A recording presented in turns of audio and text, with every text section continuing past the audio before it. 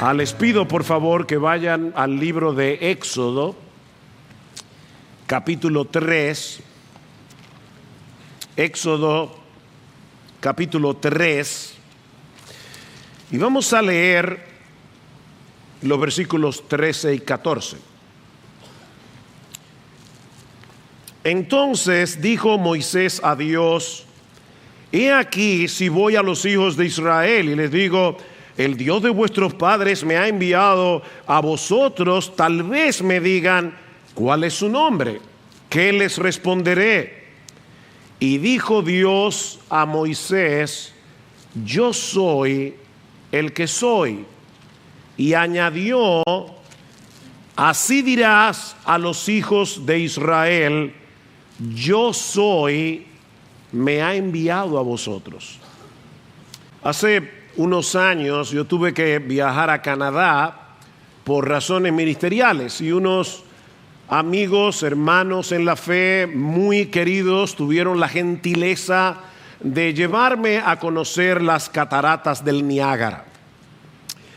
Y mis hermanos, cuando uno se expone a un espectáculo natural como las cataratas, de manera espontánea surge un wow, aunque no sea pronunciado con la boca, pero que se produce en el corazón. Decir que aquello fue impresionante se queda corto de lo que experimenté ese día. Ahora, cuando uno se encuentra en situaciones como esas y contempla algo tan espectacular, uno no tiene que decirse a sí mismo: ahora debo abrir la boca y decir wow, porque eso sería lo más apropiado. Además de que no quiero que los hermanos que han hecho el esfuerzo de traerme a la catarata piensen que yo me he sentido decepcionado. No, mis hermanos, las emociones no funcionan así. Uno simplemente se detiene a contemplar ese espectáculo, millones y millones y millones de galones de agua cayendo por minutos arcoíris que se forman en el fondo de las cataratas cuando el agua rompe y se convierte en vapor, un ruido atronador, y en una forma natural uno dice wow. Así funcionan nuestras emociones, y así funciona nuestra adoración. Dios nos creó con la capacidad de experimentar asombro ante todo aquello que es hermosamente inusual. Pudiera darse el caso de que alguien visite las cataratas del Niágara y piense: ¿qué tiene de peculiar un chorro de agua que cae desde diferentes partes de la montaña? Pero en ese caso podríamos llegar a la conclusión de que este individuo no posee una idea muy clara de lo que está viendo, o de que su aparato emocional no está funcionando bien. Bueno, lo mismo ocurre con el ser de Dios. Hermanos, ¿qué se necesita para adorar a Dios? ¿Quiénes son aquellos que pueden adorar a Dios con más entusiasmo? Bueno, pastor, los que tienen en su iglesia un buen equipo de alabanza. Yo a veces me pregunto, yo no sé qué pasaría en muchas iglesias si de repente Dios hiciera el milagro de desaparecer a todos los músicos. A mí me encanta la música, me encanta que podamos adorar acompañados de músicos, pero ¿qué pasaría en muchas iglesias que aparentemente experimentan fervor en el tiempo de alabanza si de repente desaparecieran los músicos y nosotros adoráramos como ha adorado la iglesia de Cristo a lo largo de siglos, cuando no se podía adorar con instrumentos musicales? Mis hermanos, no es la música instrumental lo que nosotros necesitamos. Óigame, es bueno tenerlo. No es lo que necesitamos para poder alabar a Dios, para poder adorar a Dios. Es un sentido de asombro que se produce cuando nosotros entendemos quién es Dios. Sin asombro no hay adoración. Los que poseen un mejor entendimiento de quién es Dios y se deleitan en ello son los mejores adoradores que tiene la iglesia. Por eso alguien definía la adoración como el dulce eco de las excelencias de Dios en el corazón de su pueblo.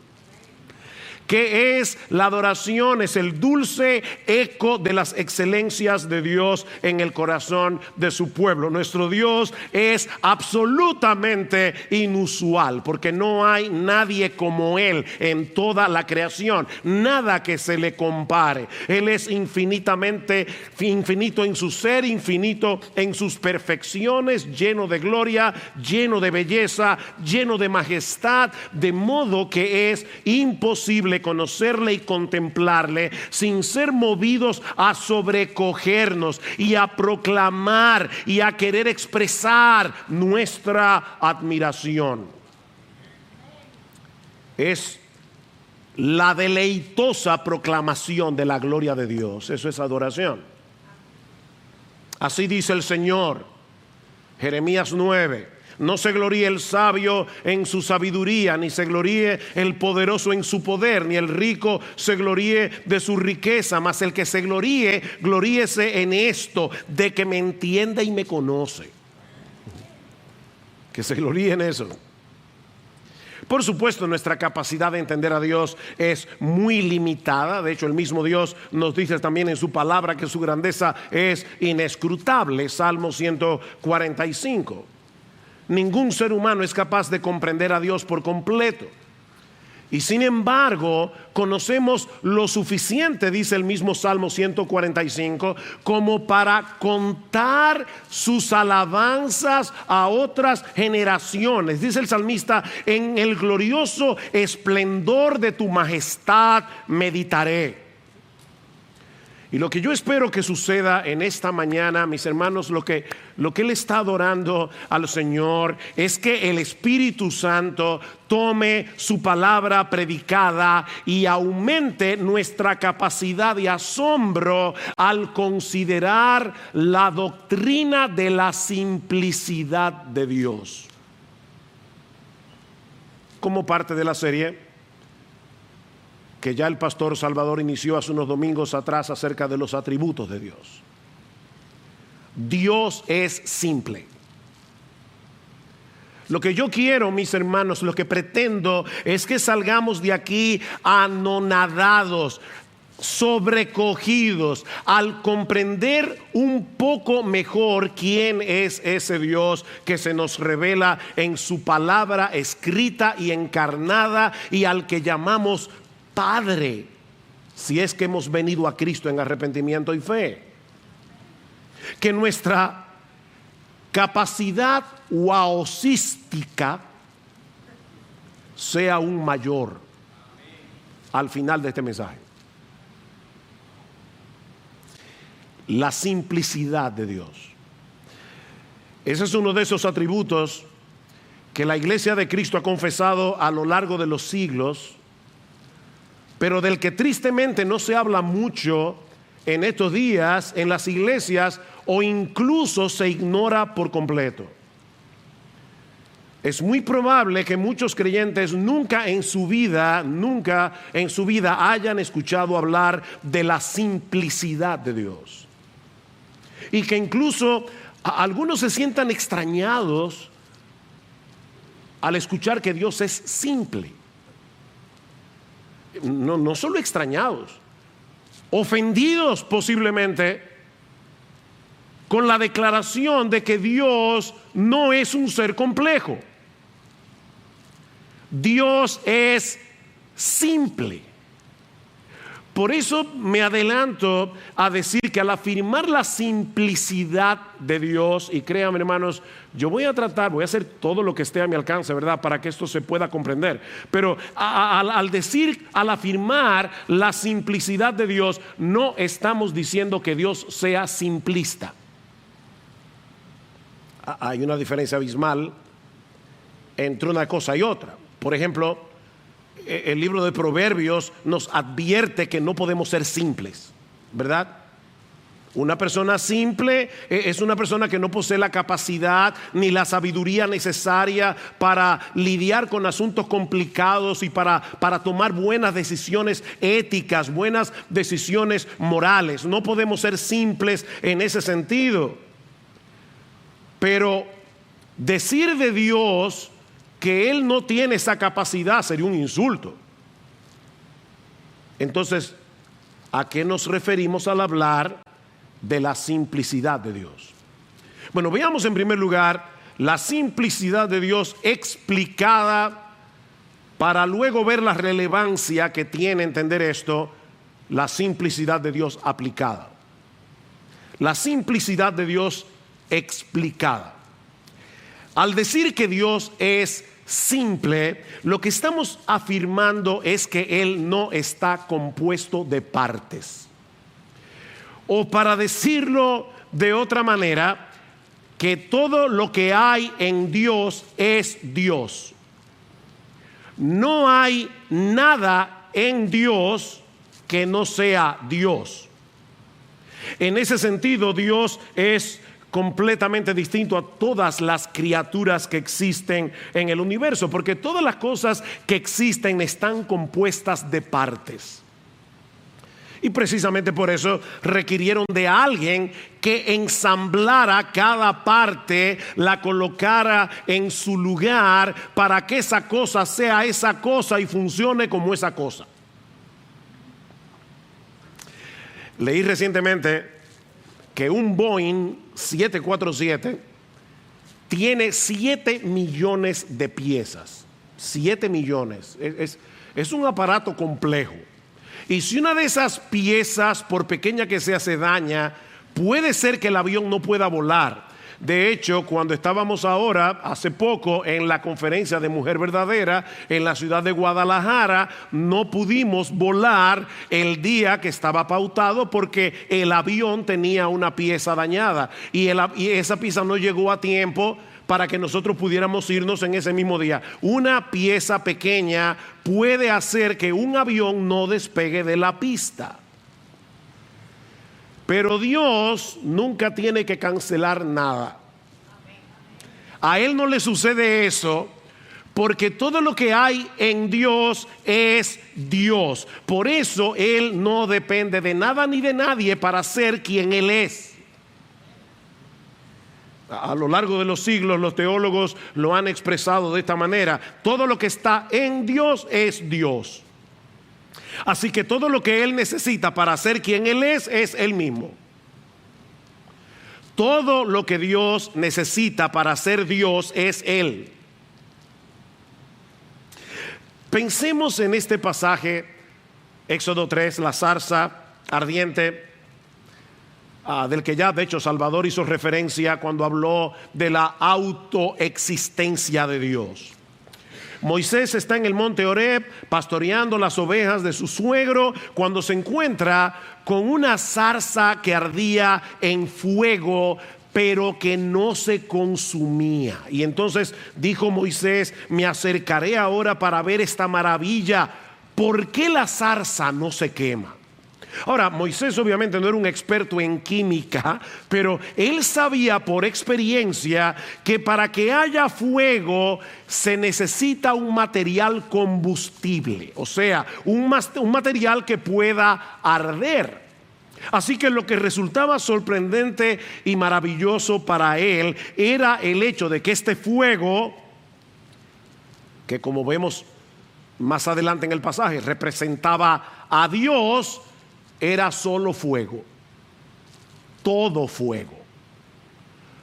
No necesitaba la zarza, o sea, el fuego estaba ardiendo en la zarza, pero no dependía de la zarza para poder arder. Ese fuego no necesitaba de material combustible porque, como dice un comentarista, ardía por su propia energía. Se trataba de un fuego que no estaba compuesto de ninguna otra cosa que no fuera el fuego mismo. Ahora, no olvidemos en qué contexto ocurre este fenómeno. En ese momento Dios iba a comisionar a Moisés para que regresara a Egipto para libertar a su pueblo, y Moisés iba a comenzar a poner una serie de excusas porque él no quería hacerlo. Noten el versículo 11 del capítulo 3. Pero Moisés le dijo a Dios: ¿y quién soy yo para ir a Faraón y sacar a los hijos de Israel de Egipto? Capítulo 4 versículo 1. Y Moisés respondió: ¿y si no me quieren creer ni escuchan mi voz? Versículo 10. Entonces Moisés dijo al Señor: por favor, Señor, nunca he sido un hombre elocuente, envía a otro. ¿Ven?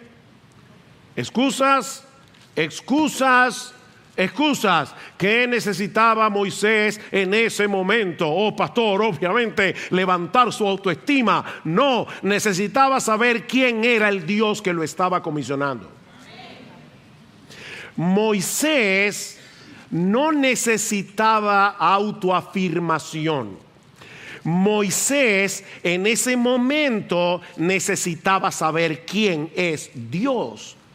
Y precisamente eso es lo que Dios le revela. Dijo Dios a Moisés: Moisés, la pregunta no es quién eres tú, la pregunta es quién soy yo. ¿Y sabes quién soy yo? Yo soy el que soy. Así que cuando los hijos de Israel te pregunten: ¿y quién es ese Dios que te ha enviado a libertarnos de la esclavitud de Egipto? Tú le vas a decir: diles que yo soy, me ha enviado a vosotros. ¿Quién es Dios? Él mismo. Decía el filósofo español José Ortega y Gasset.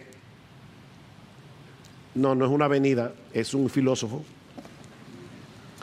Decía José Ortega y Gasset: yo soy yo y mis circunstancias. ¿Han oído eso? Yo soy yo y mis circunstancias. ¿Qué quería decir el filósofo español? Bueno, lo que él está diciendo es: mi yo es solamente un ingrediente, una parte de mi vida, porque también están mis circunstancias, el medio en el que se ha desarrollado mi existencia. Eso también tiene que ver con quién soy yo. Pero en el caso de Dios, Él es quien Él es.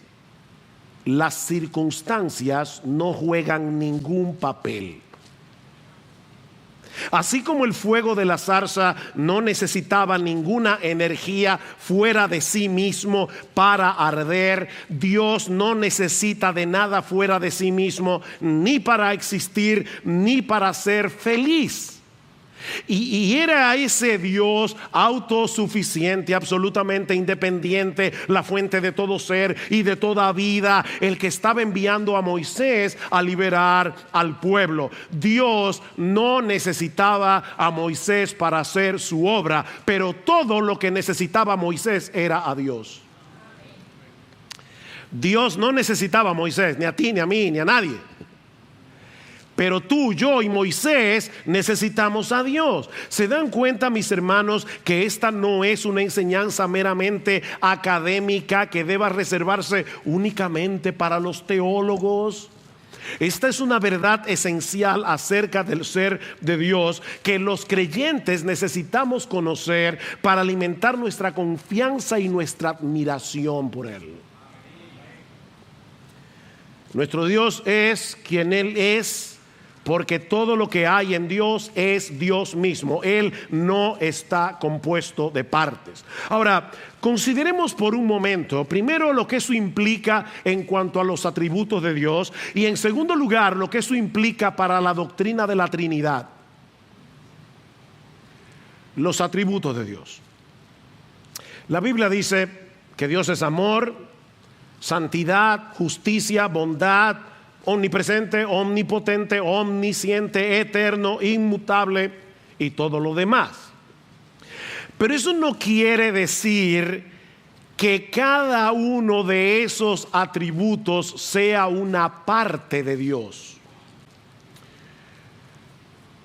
Como si Dios estuviera compuesto de un 30% de amor, 20% de santidad, 20% de justicia, 30% de poder.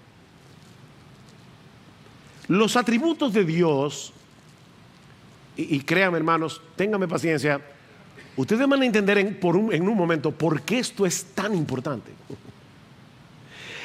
Los atributos de Dios no son una parte de su esencia, sino que la esencia simple de Dios es todo eso en sí misma: amor, bondad, santidad, justicia, omnipotencia, etc. Tal vez nos ayude a hacer una comparación aquí. Seguramente todos nosotros hemos conocido a personas que son sabias y a personas que no lo son. ¿Sí o no? Sí. Bueno, la sabiduría no es una parte esencial de nuestra humanidad. O sea, se puede ser humano y no tener ni una pizca de sabiduría. ¿Sí o no? Sí. Se puede carecer de bondad. Hitler era ser humano, y Stalin, y Lenin, y Pol Pot, y Mussolini eran seres humanos, porque la bondad no es un atributo esencial de la humanidad. Pero no en el caso de Dios. Él no puede perder ninguno de sus atributos, porque cada uno de ellos es parte de su esencia única y simple. Por eso es que la Biblia dice en 1 de Juan capítulo 4 versículo 8 que Dios es amor. Dios es amor. No es que Dios tiene la capacidad de amar, no es que Dios ama, no, es que la naturaleza misma, la esencia misma de Dios es amor. El amor realmente es Dios, y Él ha dado al hombre la capacidad, por ser hechos a la imagen y semejanza del Señor, de poder amar relativamente, pero Él es absolutamente amor. Él es luz. No es que Él tiene santidad, es que Él es la santidad. Y lo mismo podemos decir del resto de sus atributos. Por eso decía el teólogo Sinclair Ferguson que en última instancia Dios tiene un solo atributo: su divinidad. Uno solo. ¿Cuál es el único atributo de Dios? Que Él es Dios. Y Dios, en su esencia, es todo eso: amor, santidad, justicia, poder. Otro ejemplo que puede ayudar.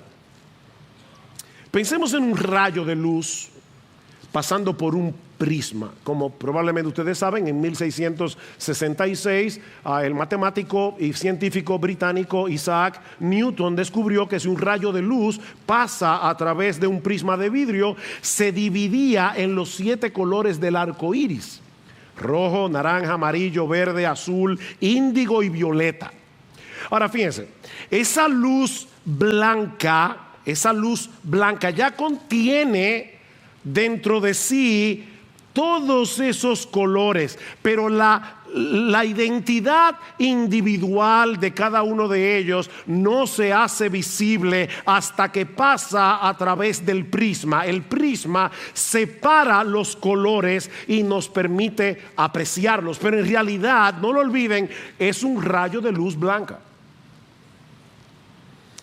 Bueno, mis hermanos,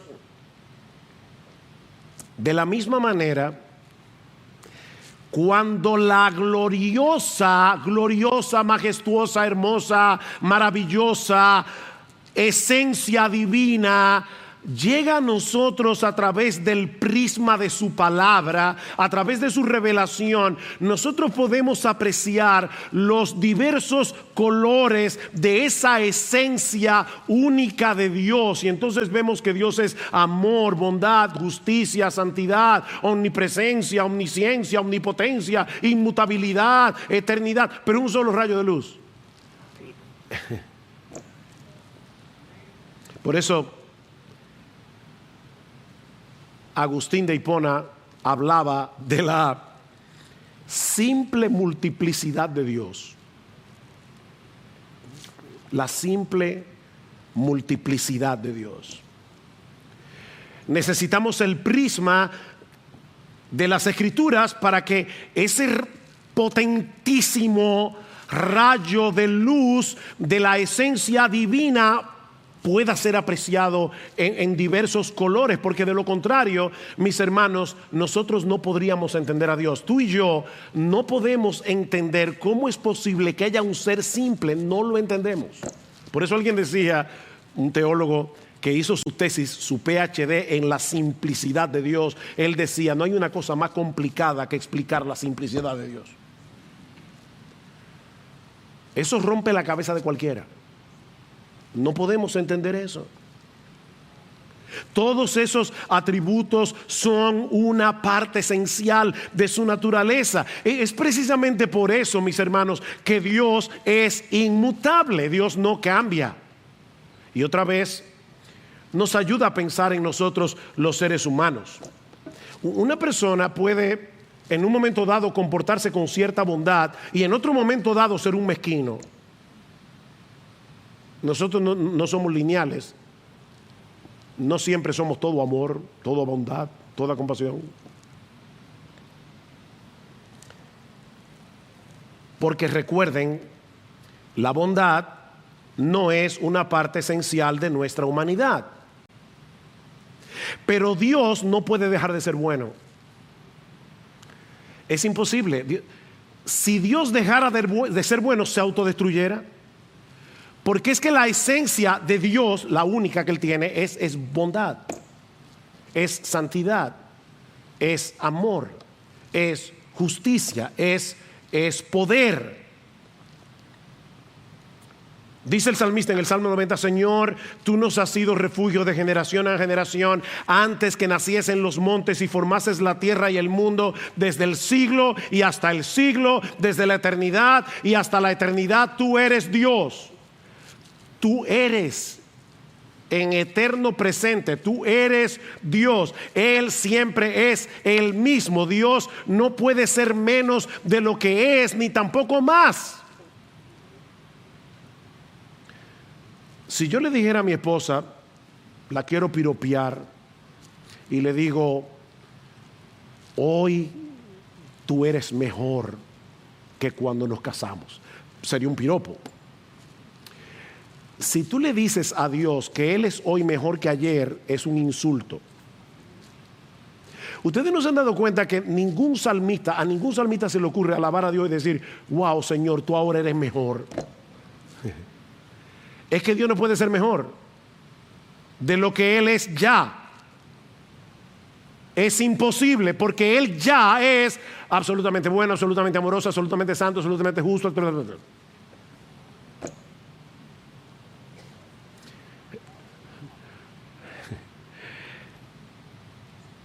Dios no cambia porque es imposible que cambie. Es imposible, porque todo eso es su esencia. Pastor, ¿y qué de la Trinidad? ¿Cómo podemos congeniar la simplicidad de Dios con la Trinidad de Dios? Respuesta es precisamente porque Dios es simple que es trino. Dios no pudiera ser trino si no fuera simple. La Biblia enseña que la esencia única e indivisible de Dios, simplicidad, subsiste completamente en tres personas distintas: el Padre, el Hijo y el Espíritu Santo. El Padre es Dios, el Hijo es Dios, el Espíritu Santo es Dios, pero aún así no hay tres dioses, sino un solo Dios, porque los tres son una sola esencia. Si no fueran tres dioses. Pastor, de verdad yo eso no lo entiendo. Yo tampoco. Si tú y yo pudiéramos entender eso, seríamos Dios. Pero Él es más grande que tú y más grande que yo. Y qué bueno, porque si Él no fuera más grande que tú y más grande que yo, no pudiéramos escondernos bajo Él. Él es la roca eterna de los siglos.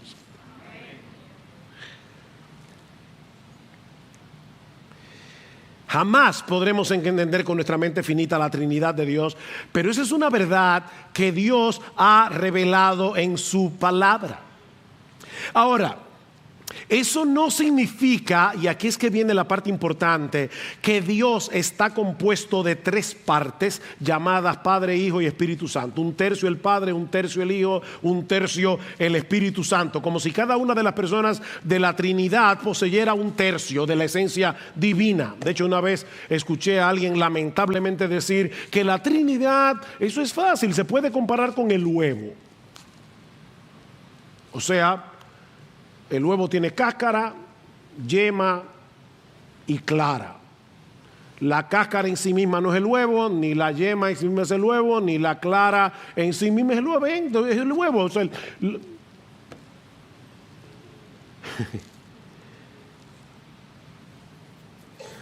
eso equivaldría a decir que cada persona de la Trinidad no es Dios en sí mismo.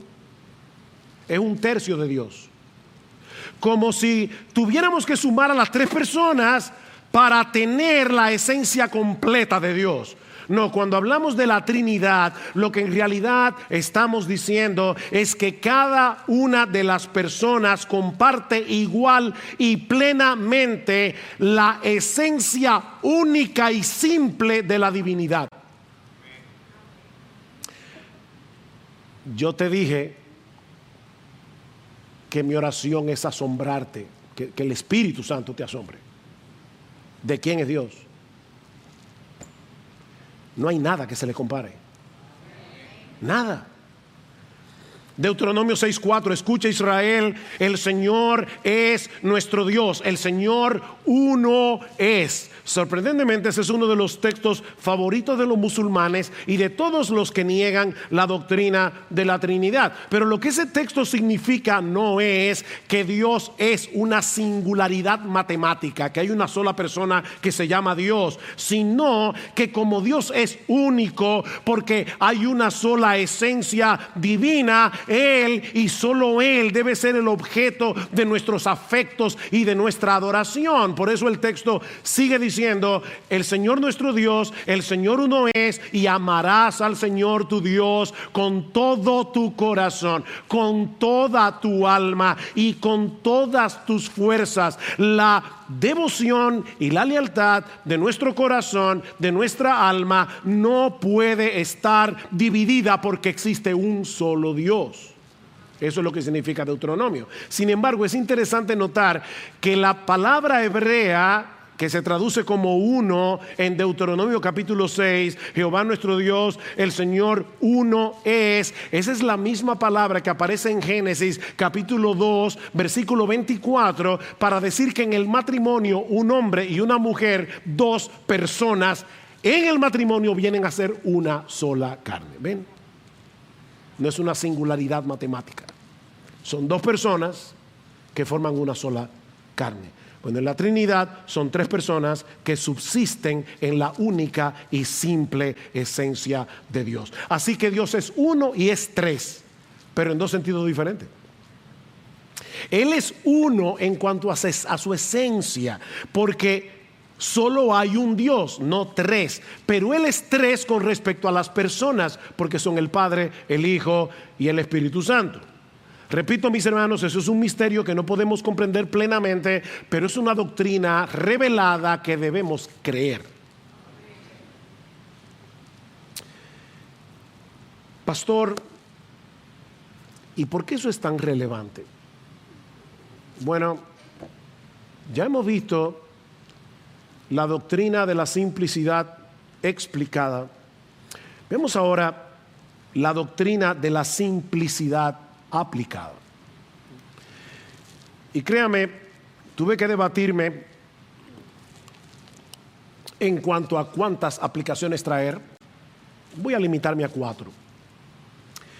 En primer lugar, porque nuestro Dios es un ser simple que no depende de nada ni de nadie para su existencia, para su felicidad. Podemos y debemos depender de Él en medio de cualquier necesidad y circunstancia. Nosotros somos muy débiles, somos muy necesitados.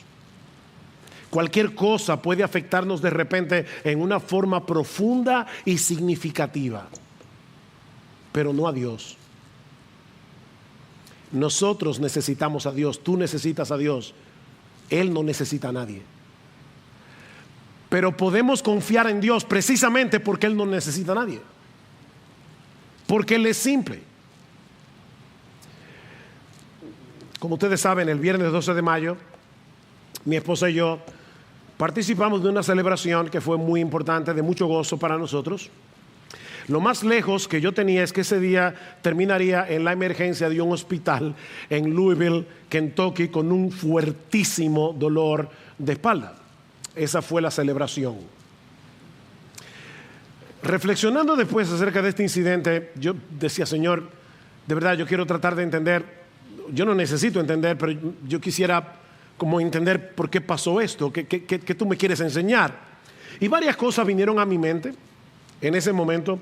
Por un lado, que en este mundo caído definitivamente no existe la perfecta felicidad. No existe. Por otro lado, que siempre debo estar profundamente agradecido con mi Señor y mi Salvador cuando estaba en el momento más agudo del dolor, estaba privado del dolor. Yo solo podía pensar, mi Señor Jesucristo se hizo hombre y Él decidió tomar ese lugar, ese dolor que es infinitamente superior a este, para que yo fuera salvo. Y eso de verdad produjo mucha gratitud en medio del dolor. Por otro lado, pensé definitivamente, solo Dios puede ser nuestra completa satisfacción. Pero otra de las enseñanzas que yo saqué ese día es que solo Dios merece la gloria por todos nuestros logros, porque nosotros somos demasiado frágiles. Solo Dios merece la gloria, pero qué bueno, mis hermanos, que dependemos de un Dios absolutamente autónomo, un Dios que no necesita de nada ni de nadie fuera de sí mismo para ser quien Él es y para ser absolutamente feliz. Dice en Isaías capítulo 49, porque yo soy Dios y no hay otro Dios y nada hay semejante a mí, que anuncio lo por venir desde el principio y desde la antigüedad, lo que aún no era hecho, que digo, mi consejo permanecerá y haré todo lo que yo quiero. Ni tú ni yo podemos decir, yo voy a hacer lo que yo quiero, porque una cosita minúscula que no se ve te puede postrar en una cama, pero no a Dios. Podemos y debemos depender en todo de ese Dios, porque Él hace todas las cosas según el designio de su voluntad. Como dice en Efesios 1:11, su voluntad prevalecerá, mis hermanos, porque Él no necesita buscar nada fuera de sí mismo para hacer lo que Él se ha propuesto hacer. En segundo lugar, porque Dios es un ser simple, debemos vivir con la conciencia. Debemos vivir con la conciencia de que Él está plenamente presente en todo lugar con todos sus atributos. Es un ser simple. La semana que viene me toca predicar sobre la omnipresencia de Dios. Ahora les adelanto que lo que eso significa no es, niños, Cuando la Biblia dice que Dios es omnipresente, lo que eso significa no es que Dios es grandote, grandote, grandote, tan grandote que Él llena todo el espacio. No. Lo que eso significa es que todo Dios está en todo lugar al mismo tiempo. Porque Él es una sola esencia. Todo Dios está en todo lugar. Salmo 139, delante y detrás me rodeaste y sobre mí pusiste tu mano. Tal conocimiento es demasiado maravilloso para mí. Alto es, no lo puedo comprender. ¿A dónde me iré de tu espíritu y a dónde huiré de tu presencia? ¿Sabe lo que dice el texto hebreo? ¿A dónde huiré de tu cara? Dice el texto hebreo. Estamos todo el tiempo en la cara de Dios. Ahora mismo puede ser que una hormiga esté pasando por aquí debajo, atrás, y yo ni cuenta me estoy dando de eso, porque yo tengo que poner mi cara ahí para poder verlo.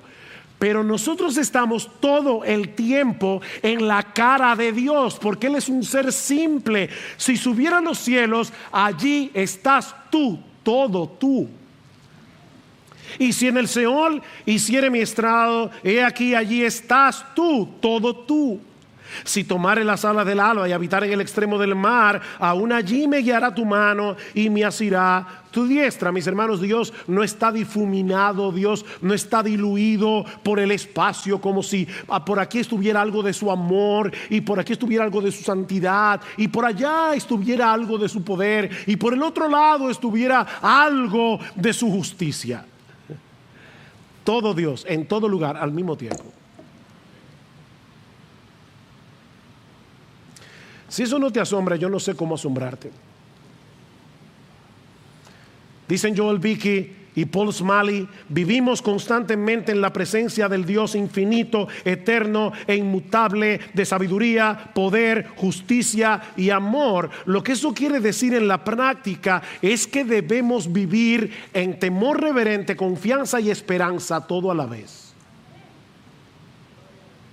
Temor reverente, confianza, esperanza, porque Él está plenamente presente en todo lugar con todos sus atributos.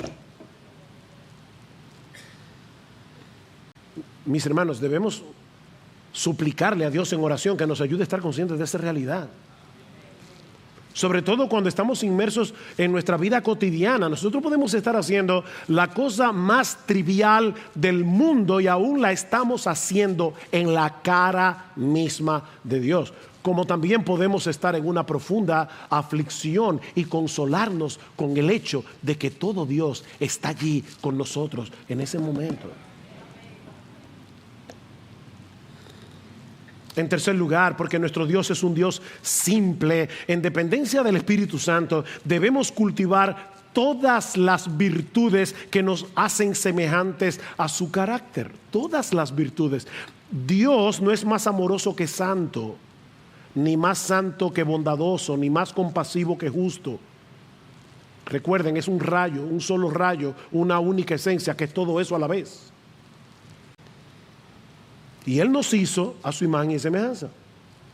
Es verdad que el pecado distorsionó la semejanza de Dios en nosotros, pero Cristo vino a restaurar esa imagen, de manera que los cristianos no podemos darle más importancia a algún aspecto del carácter de Dios por encima del otro. Tú no puedes decidir, yo voy a cultivar ahora el amor, y qué del gozo, y qué de la santidad, y que de la justicia. Es que tú no puedes tomar esa decisión. Es por eso que en Gálatas capítulo 5 versículos 22 y 23 se habla del fruto del Espíritu, no de los frutos del Espíritu. Es un solo fruto, porque ese solo fruto encierra todo el carácter hermoso y maravilloso de nuestro gran Dios y Salvador Jesucristo. Así que nosotros debemos crecer en amor, gozo, paz, paciencia, benignidad, bondad, fe, mansedumbre, templanza, porque nosotros queremos parecernos cada vez más a ese Dios que es una sola esencia divina. Finalmente, porque nuestro Dios es un ser gloriosa y maravillosamente simple, Solo Él es digno, solo Él es digno de nuestra más ardiente devoción, lealtad y adoración. Solamente Él, porque en todo el universo no hay nadie como Él. ¿Recuerdan cuando un escriba le preguntó al Señor: ¿y cuál es el primer mandamiento de todos? ¿Qué hizo Jesús? Fue a Deuteronomio capítulo 6. Y le dijo: el primer mandamiento de todo es este: oye Israel, el Señor nuestro Dios, el Señor uno es, y amarás al Señor tu Dios con todo tu corazón y con toda, porque es un solo Dios, con toda tu alma, con toda tu mente y con todas tus fuerzas. Ese es el principal mandamiento. Si Dios es uno, si hay una sola esencia divina, no podemos tener nuestros afectos divididos. Debemos amarlo y adorarlo únicamente a Él con todo el corazón, no con una parte, con toda nuestra alma, con toda nuestra mente, con todas nuestras fuerzas. Es cierto que de este lado de la eternidad, mientras el pecado more en nosotros, adorar a Dios de ese modo es prácticamente imposible, es una lucha.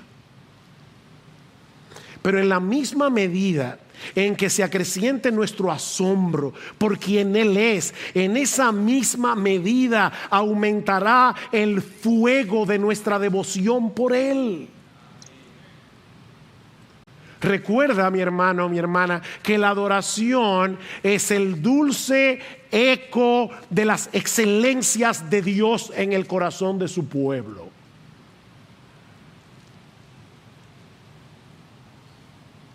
Mira, si pararse a contemplar las cataratas del Niágara o el cañón del Colorado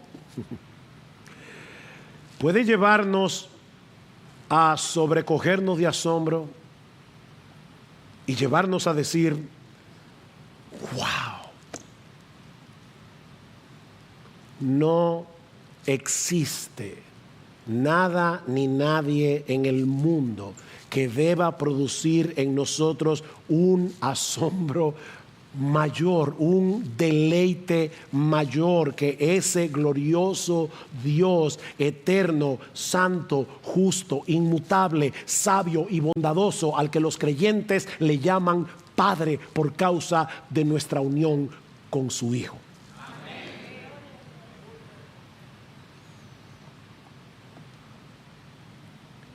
Mira, mi amigo, si tú estás aquí sin Cristo, de verdad, tú eres digno de lástima.